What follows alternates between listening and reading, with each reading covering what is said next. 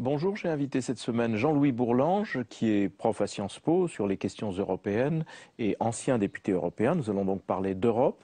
Et Pierre Mélandry, qui est professeur honoraire à Sciences Po et qui est spécialiste de l'histoire des États-Unis pour parler avec lui de la campagne présidentielle américaine.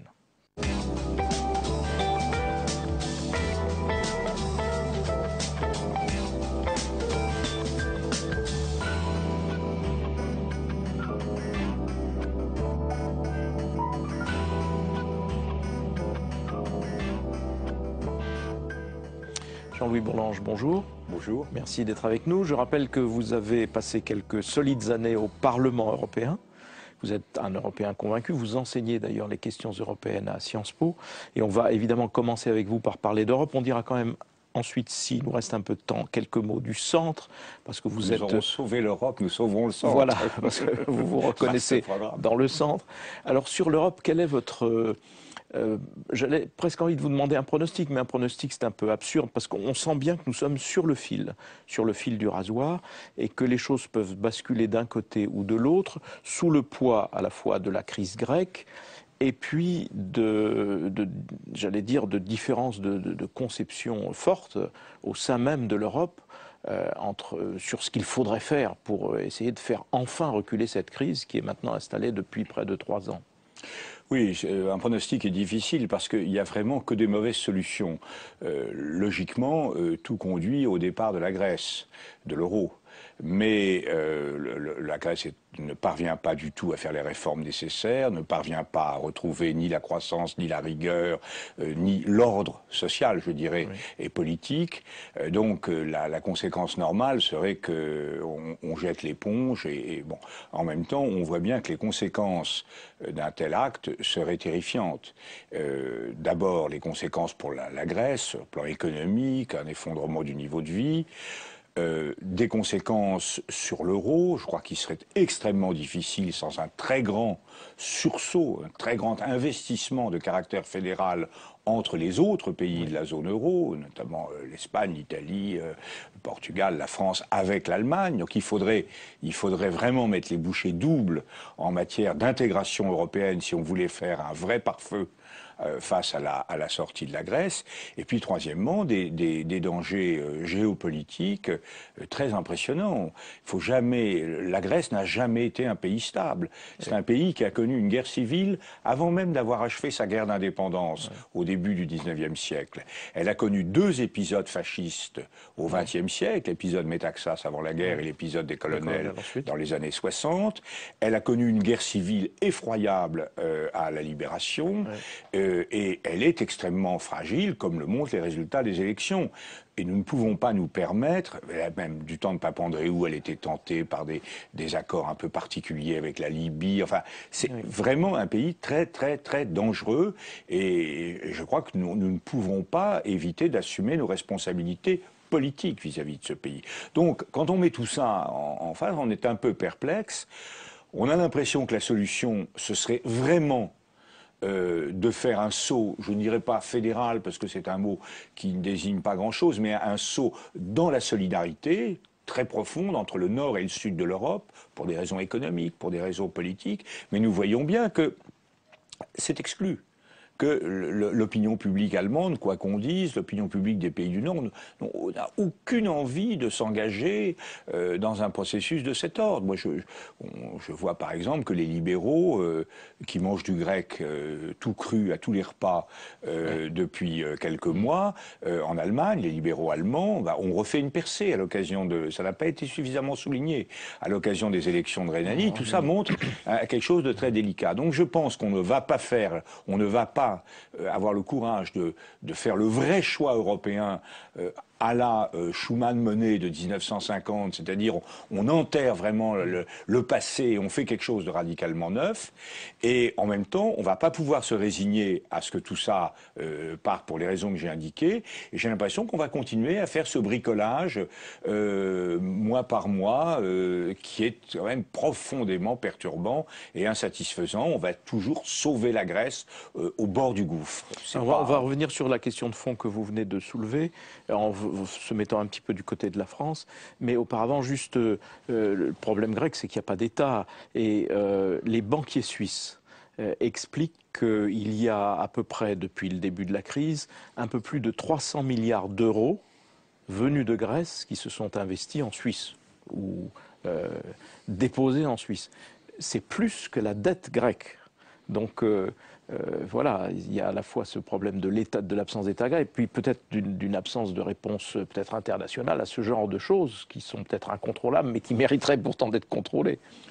Oui, je crois que le problème, je ne m'associe pas aux grands lamentaaux en disant on est horrible avec les Grecs, on leur impose une austérité. C'est pas vrai. On a un problème de rigueur, d'équilibre budgétaire. Il faut réduire leurs dépenses et augmenter leurs recettes. Et ils ont eu pendant les 10 dernières années un problème de dérive des coûts avec des augmentations salariales très importantes dans la fonction publique, la retraite à 50 ans pour les fonctionnaires. Tout ça n'allait pas du tout. Donc on a raison de dire il faut quand même être sérieux. Mais là où nous sommes complètement impuissants et même contre-productifs, c'est qu'on ne peut pas imposer à une société une rigueur, une austérité de l'extérieur. Si elle ne sent pas elle-même la nécessité de se ressaisir, de s'unir, comme on dit d'un joueur de tennis qui s'unit avant, ça ne peut pas marcher. Et c'est exactement ce qui se passe. Globalement, avec la Grèce, comme avec tout pays, il y a 3 possibilités. Je parle politiquement. Soit on fait confiance.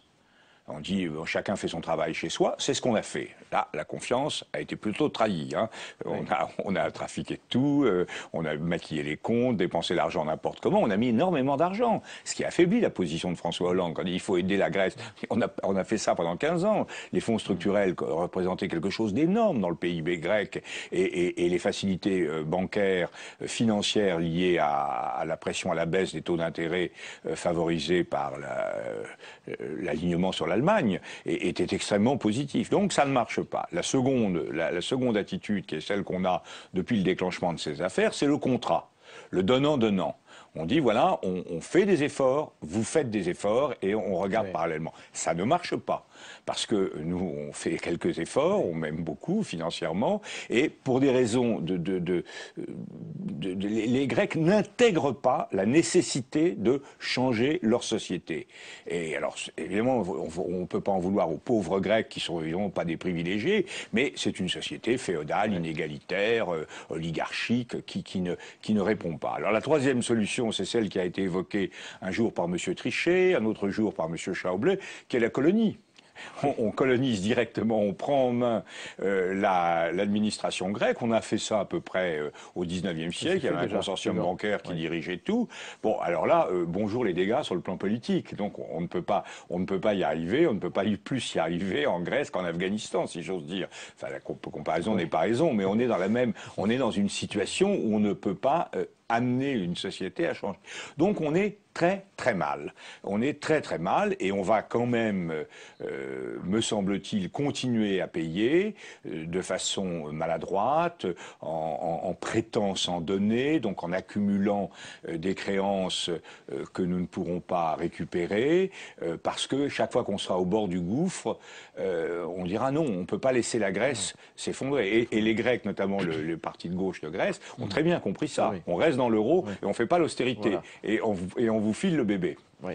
Alors, si on regarde les choses sur un petit peu sur la longue période, un petit peu historique, on sent bien que cette crise est au fond une épreuve de vérité pour l'Europe, et que si l'Europe ne franchit pas un saut institutionnel vers ce qui était récusé jusqu'à présent, c'est-à-dire le fédéralisme, on ne voit pas quelle issue, autre que la marche arrière.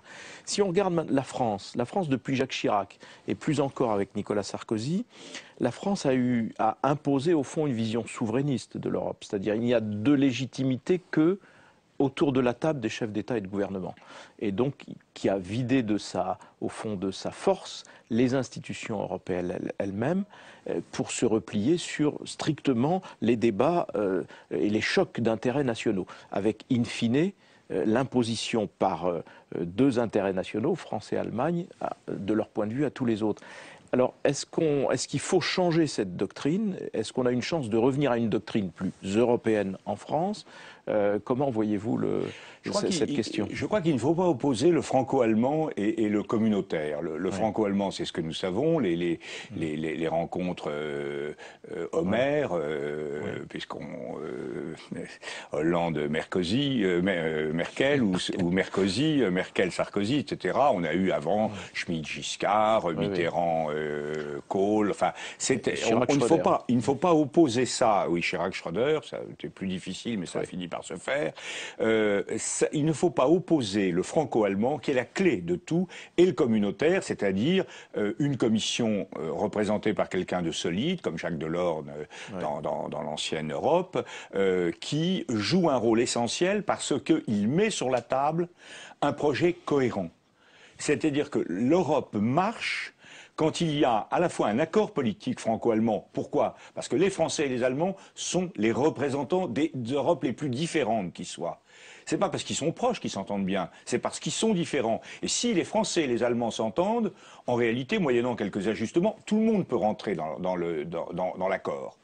Mais il faut, ce qu'apporte l'Union européenne, ce qu'elle apportait à la bonne époque, c'est un plan cohérent d'ensemble. Delors, il faisait comme ça. Il concevait avec son complice Pascal Lamy, il concevait quelque chose. Ensuite, il regardait du côté de Bonn et à l'époque, et du côté de Paris. Les types disaient, oui, bah, ça c'est intéressant, mais ça nous gêne sur tel point, donc il modifiait un peu. Quand c'était à peu près peaufiné, il vendait ça au Benelux, parce qu'il y avait un Benelux, alors que maintenant le Benelux a rompu, les Néerlandais sont complètement eurosceptiques, et on arrivait au Conseil européen. Le Conseil européen, les chefs d'État, ce sont des vaches qui regardent passer les trains. Alors quand ils avaient fini par faire un communiqué sur la dégradation de la situation au Tadjikistan, il fallait faire quelque chose. Et à ce moment-là, on avait notre Delors qui disait, on pourrait peut-être faire quelque chose. Good, good, disait Kohl. Et Mitterrand disait, c'est une idée. Et à ce moment-là, ça repart, comme dirait Mitterrand. Et donc, on avançait comme ça. Donc, il y avait... Mais qu'est-ce qu'on a fait? On a ruiné le système communautaire. Le malheur de l'euro est d'abord une affaire politique. C'est pas une affaire économique, c'est d'abord une affaire politique. En décembre 95, Felipe González, président du gouvernement espagnol, a fait le grand conseil européen qui a lancé l'euro. On a adopté le nom, on a adopté le calendrier. Et on a donc lancé une Europe fédérale sur le plan monétaire. Et exactement au même moment, dans tous les grands pays, ce sont des eurosceptiques qui ont pris le pouvoir. Berlusconi, qui a remplacé les démocrates chrétiens et les socialistes, qui n'étaient pas des valeurs morales très sûres, mais qui étaient quand même des valeurs européennes solides, en Italie. Aznar, qui a remplacé González en Espagne. Schröder, avec, je le rappelle, la Deutsche Weck, la foi allemande, qui a remplacé Kohl. Et Chirac, dont les références européennes sont, disons, à éclipse. Et donc, on a eu tous ces gens qui ont dit, mais on va pas plus loin. Et alors là, on s'est mis dans une contradiction, qui est celle que vous évoquiez tout à l'heure, et dont on n'est pas sorti. Et alors, ce qui m'inquiète, alors tout le monde dit le franco-allemand a été très dur du temps de Sarkozy et de Merkel. Oui, mais c'était quand même le seul moteur qui fonctionnait. Alors, il n'y avait plus beaucoup de systèmes communautaires. Il y avait M. Barroso, dont j'aime à dire que sa caractéristique essentielle, c'est de ne rien dire en 5 langues. Et donc, il y avait cette situation-là. Mais il y a eu le couple franco-allemand. Et ce qui m'inquiète dans la façon dont les choses se passent actuellement, et je pense que François Hollande devrait vraiment faire très attention à ça, c'est qu'en faisant un numéro du genre on va voir ce qu'on va voir, il ne connaît pas le Raoul, etc., je ne suis pas de ceux qui vont céder aux Allemands. Alors, Sarkozy n'a pas vraiment cédé aux Allemands. Sarkozy avait un 2 de trèfle, les Allemands avaient un carré d'as, donc le rapport était difficile. En même temps, il savait qu'il fallait faire des compromis, et donc il a fait évoluer l'Allemagne, il a lui-même accepté la rigueur, qui n'était pas sa tasse de thé, mais l'accord n'était pas si déséquilibré que ça. Évidemment, ils affichaient, c'était la logique de l'affaire, une entente. Là, on affiche plutôt une mésentente de départ. Et ça m'inquiète. Parce que qu'est-ce qui se passe? Qu'est-ce qu'on a vu cette semaine? On a vu les Français et les Allemands aller demander aux grands frères américains ce qu'ils en pensaient. Et donc, dans la dissociation du couple franco-allemand, on ruine, si vous voulez, l'idée même d'une construction européenne dans laquelle les Européens règlent leurs affaires ensemble et ne demandent pas chaque fois l'arbitrage américain. Alors aujourd'hui, il faudrait effectivement faire un grand bond en avant, comme disait le regretté président Mao, c'est-à-dire il faudrait vraiment, sur le plan économique, on ne peut pas continuer si on n'organise pas une solidarité entre l'Europe du Nord et l'Europe du Sud. sur le plan institutionnel, on ne peut pas continuer si on n'a pas, entre les États, une autorité, le rétablissement d'une autorité politique, ce que Trichet appelait un ministre de l'économie, qui dise voilà le plan pour la zone euro. Et pas le plan allemand, le plan français, le plan italien, le plan espagnol. Bon, on n'a pas tout ça. Et sur le plan institutionnel aussi, une organisation structurée de la zone euro, parce que les problèmes de la zone euro, ce ne sont pas les mêmes que les problèmes de l'Union européenne. Qui veut faire ça en Europe aujourd'hui? Je ne sens pas les volontaires. Eh bien, nous allons rester sur cette interrogation, Jean-Louis Bourlanges, avec le regret de ne pas pouvoir avoir pu parler de politique intérieure, mais on vous fera revenir, bien évidemment. Merci en tout cas, Jean-Louis Bourlanges.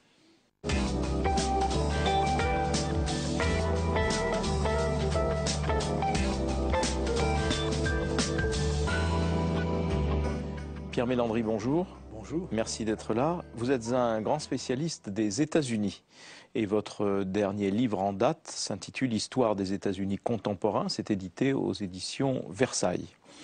Et dans cette spécialité américaine, évidemment, les campagnes électorales tiennent toute leur place.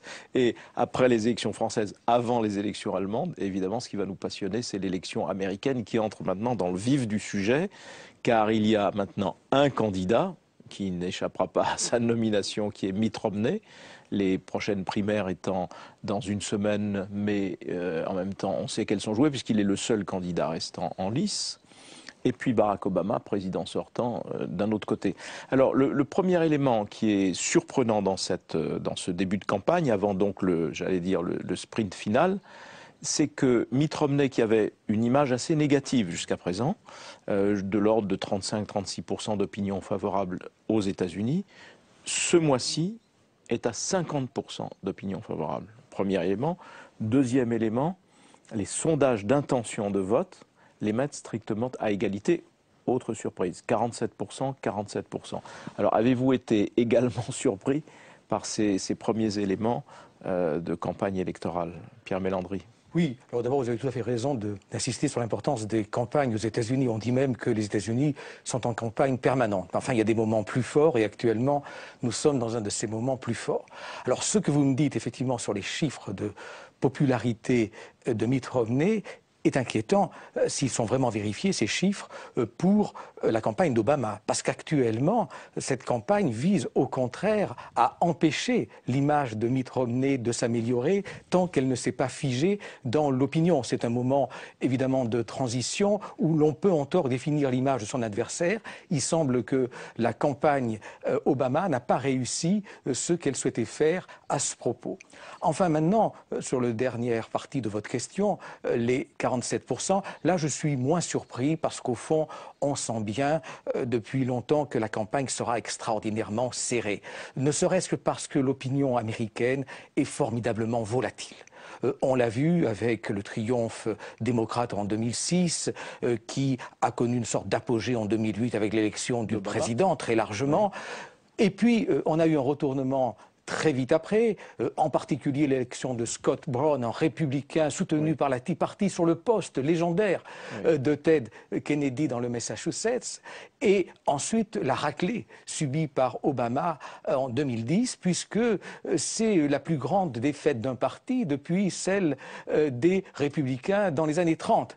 Et donc, si vous voulez, on a un résultat qui reste extraordinairement aléatoire, et au fond, tout va se jouer sans doute à la fois à partir de l'évolution de l'économie et à partir aussi, ce que vous venez de dire sur l'image de Mitt Romney, de la qualité de la campagne des candidats respectifs. Alors on va y revenir, mais d'abord arrêtons-nous un peu sur ce candidat républicain Mitt Romney, parce qu'au départ, vu d'Europe évidemment, mais vu d'Europe, on n'est jamais peut-être bien placé pour juger, il cumule les handicaps.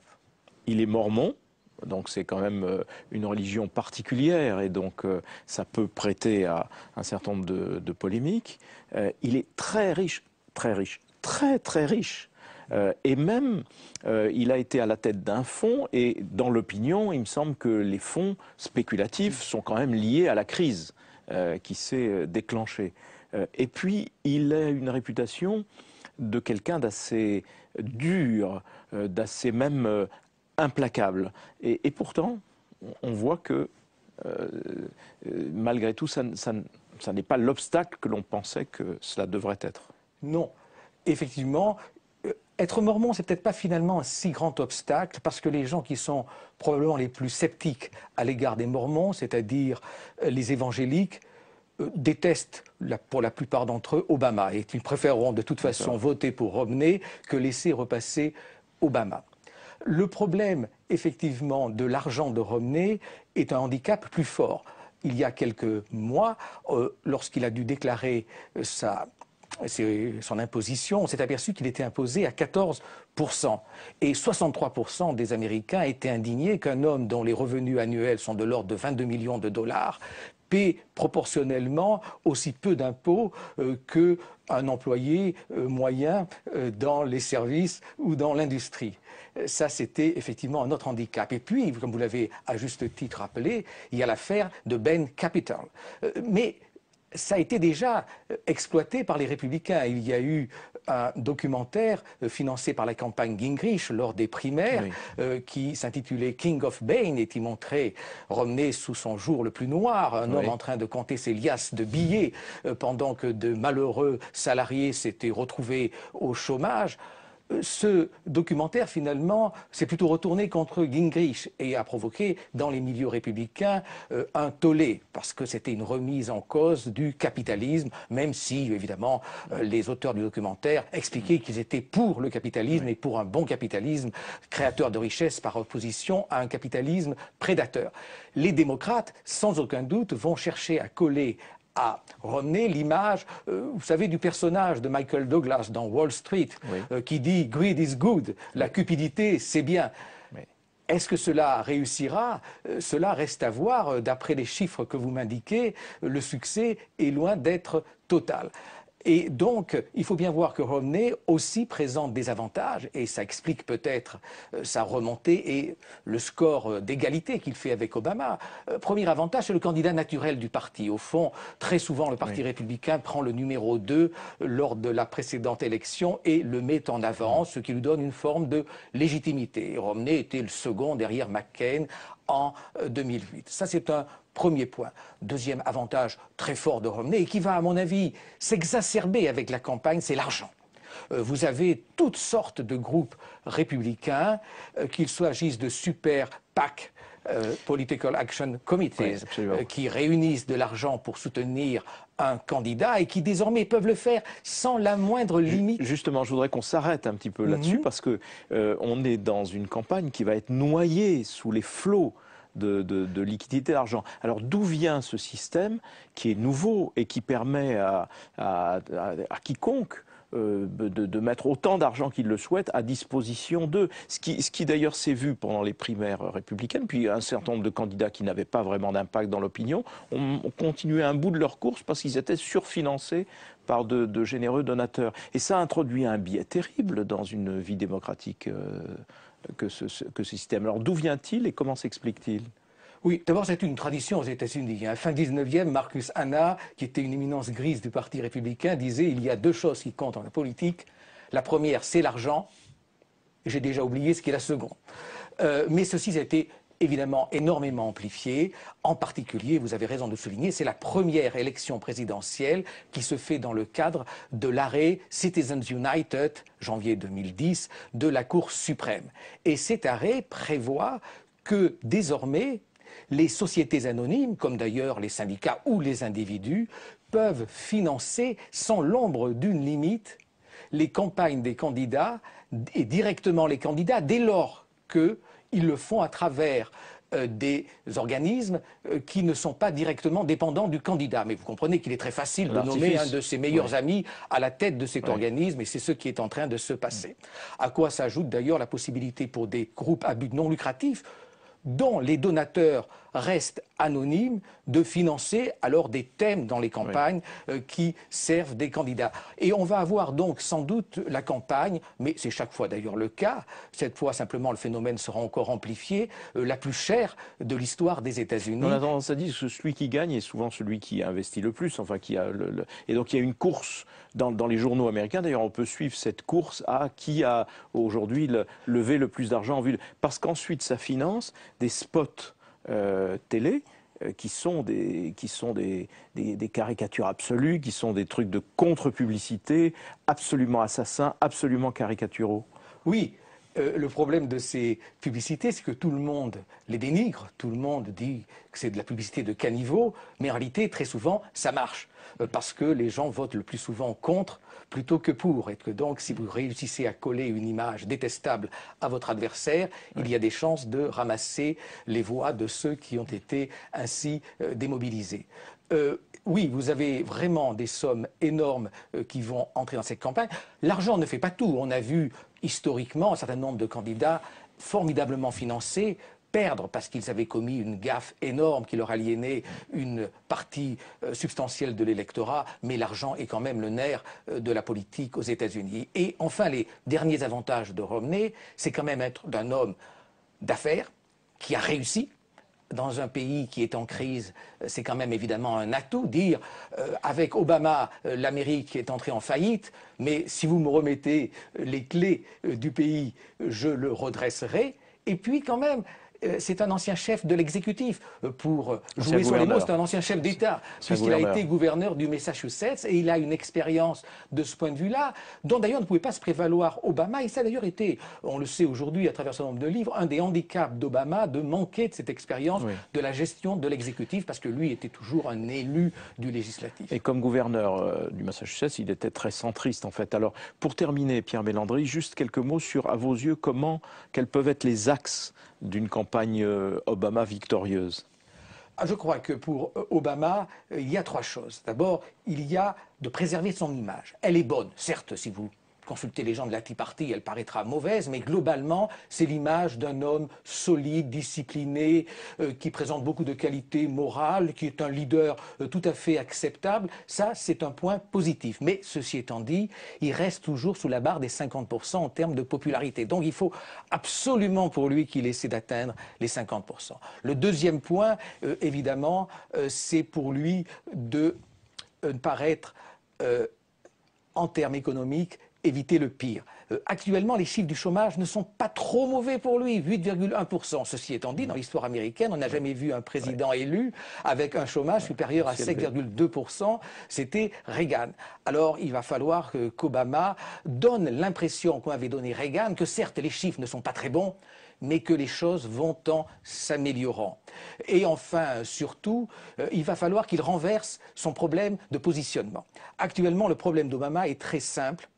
Il est perçu par 51% des Américains comme très libéral et par 21% simplement comme modéré, alors que les Américains sont à 38% conservateurs, 34% modérés et simplement autour de 20% libéraux. Donc vous voyez, c'est un handicap tout à fait fort. Comment peut-il le remonter ? En renversant la donne, c'est-à-dire en montrant que lui, c'est le vrai centriste et que ses adversaires, ce congrès républicain qui dit non à tout, qui semble ne pas prendre en compte les préoccupations des classes moyennes, par rapport à Romney qui est quelqu'un qui est né avec une cuillère d'argent dans la bouche, comme vous l'avez dit, qui est très dur, qui manifestement exude un sentiment de classe, c'est un homme qui appartient à une classe très supérieure, qui le sait et qui se reconnaît dans cette classe. Il veut encore baisser fortement les impôts pour les plus riches, que c'est lui, Obama, qui représente la grande classe moyenne. C'est tout le thème de sa campagne depuis septembre dernier. Il a cherché d'ailleurs, pour montrer que malgré tout c'est un positionnement centriste, à s'identifier à un ancien républicain qui était devenu progressiste, c'est le grand président Theodore Roosevelt. Il est allé à Osawatomie, au Kansas, là même où Roosevelt avait lancé sa campagne progressiste au début du XXe siècle. Merci Pierre Mélandry. Donc on suivra avec passion cette bataille, donc Obama-Romney. Je rappelle que votre dernier ouvrage, c'est une histoire des États-Unis contemporains chez André Versailles, éditeur. Merci. Et pour toutes celles et ceux d'entre vous qui souhaitaient retrouver les propos de Jean-Louis Bourlange et ceux de Pierre Mélandry, vous avez naturellement rendez-vous à tout moment sur publicsénat.fr.